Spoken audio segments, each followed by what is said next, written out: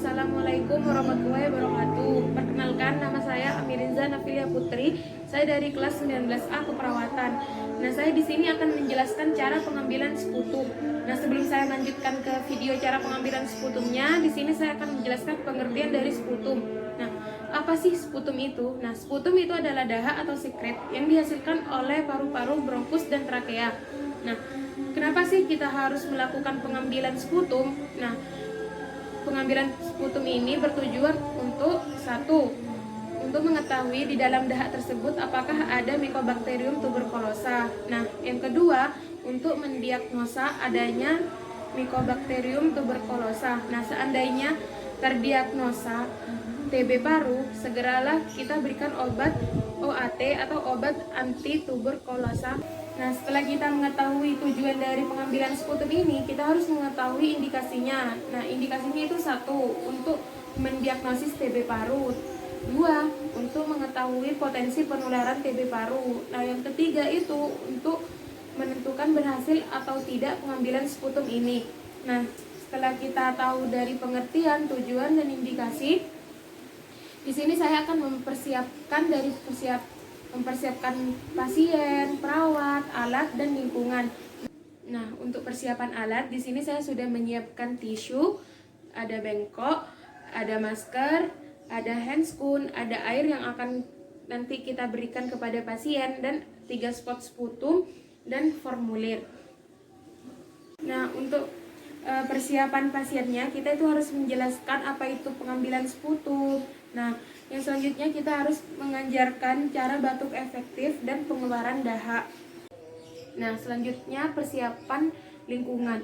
Nah, semisalnya pasien tersebut ada di posisi klinik, puskesmas, ataupun rumah sakit, kita harus mengajak pasien ke ruangan khusus pengambilan sputum.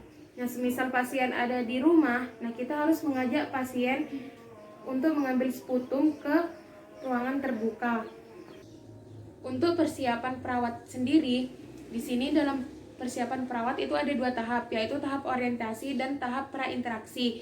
Nah, dalam tahap orientasi ini berisi pengenalan perawat dan tujuan diadakannya pengambilan sputum ini agar dijelaskan kepada pasien. Nah, untuk tahap prainteraksi, untuk tahap prainteraksi ini kita bisa memulainya dari mencuci tangan 6 langkah dan mencuci tangan bersih. Nah, untuk selanjutnya di sini saya akan memakai masker.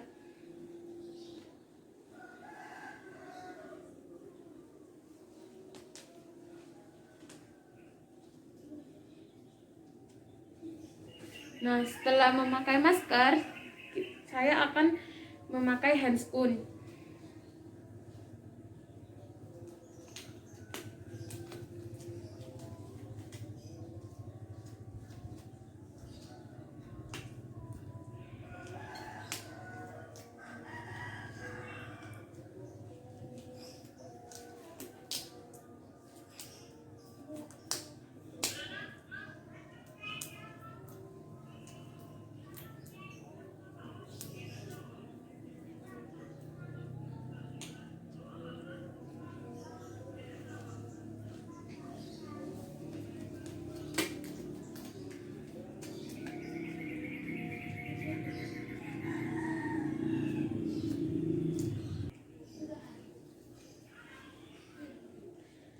Nah, setelah itu kita memberikan pasien air. Nah, kalau kita memberikan pasien air tapi dahaknya masih belum keluar, nah kita bisa menganjurkan dengan berolahraga.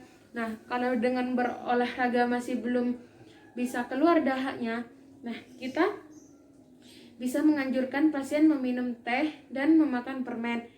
Nah, setelah keluar dahak, nah itu dahaknya kita taruh ke spot 1. Nah, spot 1 ini digunakan pasien ketika berada di rumah sakit, puskesmas, ataupun klinik.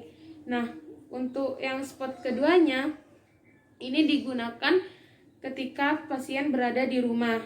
Nah, untuk spot yang ketiga ini dibutuhkan saat pasien akan pergi ke rumah sakit, puskesmas, ataupun klinik untuk mengumpulkan sputum yang diambil. Nah, setelah itu setelah kita mau mengumpulkan dahaknya, kita mengumpulkan dengan formulir.